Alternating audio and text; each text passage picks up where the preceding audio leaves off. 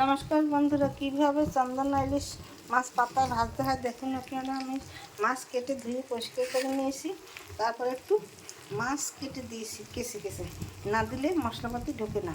তারপর হলুদ, মরিচ, লবণ, 1 চামচ তেল, তারপর পেঁয়াজ আর রসুন বাটা দিয়ে এটাকে মেখে পাতায় সাজিয়ে দিয়েছি। আমার এই পিঠে দাগ লেগে গেছে, যেহেতু আমার মাছ হয়ে গেছে। এখন আমি ফিরিয়ে দেব। মাছ তুলে নিয়েছি আর একটা পাতায়, এখন আর একটা পাতা দিয়ে ঢেকে এইভাবে ঢাকনা দিয়ে এখন ফিরিয়ে দেব। এই যে দেখুন ফিরিয়ে দিয়েছি, একটু দাগ না লাগলে মাছ ভাজা ভালো খেতে স্বাদ লাগে না।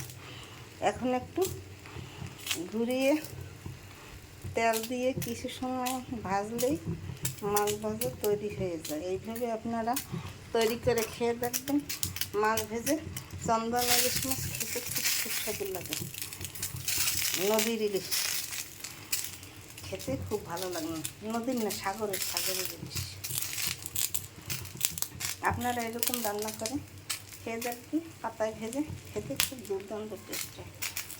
দেখুন দেখতে কত সুন্দর হয়েছে, খেতে খুব সুস্বাদু লাগবে। আমার চ্যানেলটিকে সাবস্ক্রাইব করে লাইক শেয়ার করে পাশে থাকুন। ধন্যবাদ।